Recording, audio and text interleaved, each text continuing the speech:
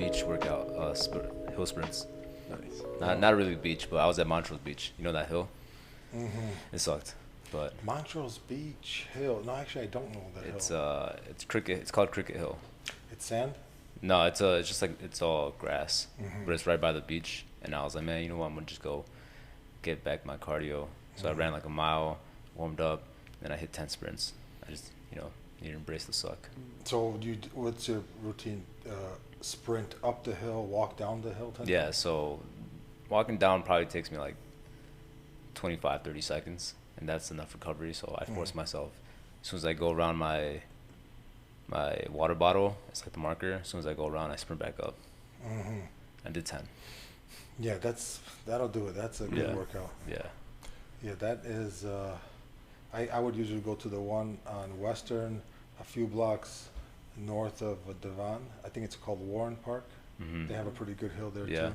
Yeah, there's not that many hills out here. Mm-hmm. Over where I live in the suburbs, there's this hill called Sanders Hill, Mm-hmm. and they're huge. They're like 3 levels, so it's like small, medium, large. And in the winter, it's perfect for sledding, but in the summer, it's perfect for sprinting.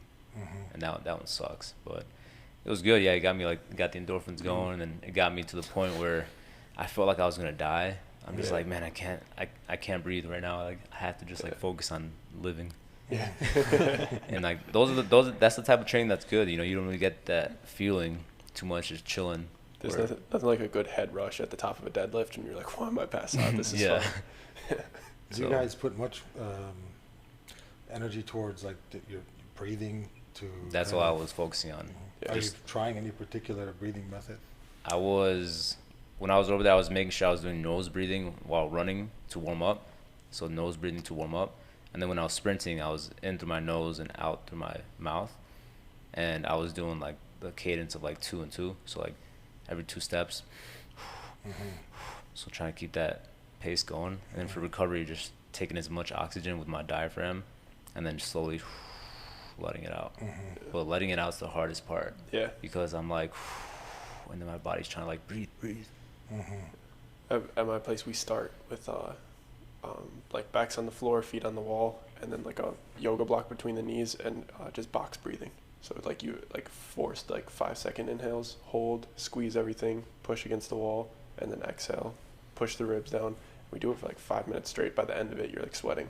So you're on the ground. Yeah.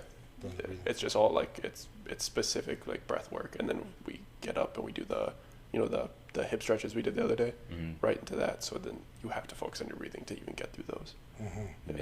Yeah, breathing it's huge. Like not so many people like you stress breathing too in jiu-jitsu, right? Like certain breathing patterns, certain breathing techniques. Yeah, there's I mean, if you study the tradition, you have to. Hickson Gracie is such a major,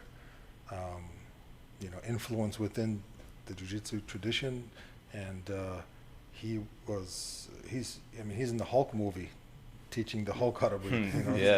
It's well known that he put a lot of focus on that, and I remember you would see the older experienced guys. It was very common to hear like. There's this, you can hear the breathing being practiced, and then starting off in the journey, you probably remember how many times you exhausted yourself holding your breath in or breathing from your chest. So you can't deny that there's, this is something that you have to evaluate and see if it's something that you're going to benefit from, which it's hard to find someone who's going to argue that there's no benefit in it. Yeah. And from my own experience, it feels like when you start to redline, your heartbeat isn't, you're at a really high beats per minute. Sometimes your mind gets foggy, and a few solid breaths starts to clear the fog in the mind and give you a feeling of, okay, I can recover. Recovering actually is that's a skill. Yeah. Like the fights we had this weekend was Jake Paul fought Tyrone Woodley, and I don't know if you guys saw, like in the 4th round, I think it was, Jake was visibly looking tired. Mm-hmm. I mean, it's to be expected. It's a new experience, right? He knocked out his first few opponents pretty early, and now just going into the later rounds, that being uncharted territory, that's going to cause some level of fatigue for most people. But he ended up finishing the fight, you know, and but that's where like, that could be the difference between a great and a novice. You know, like some people are great until that first win. Yeah. You know, but it seems like you know, the champions recover very well. It becomes a part of the training. I remember Clark Gracie, you know, encouraging Tabata training, where you're basically pushing super hard for a short duration, and then you recover, and just back and forth, and that kind of helps develop that, because that's what the match is going to be like. You're not going to just walk through everybody in a minute, right? That's what I was trying to replicate when I was doing the sprints, especially today.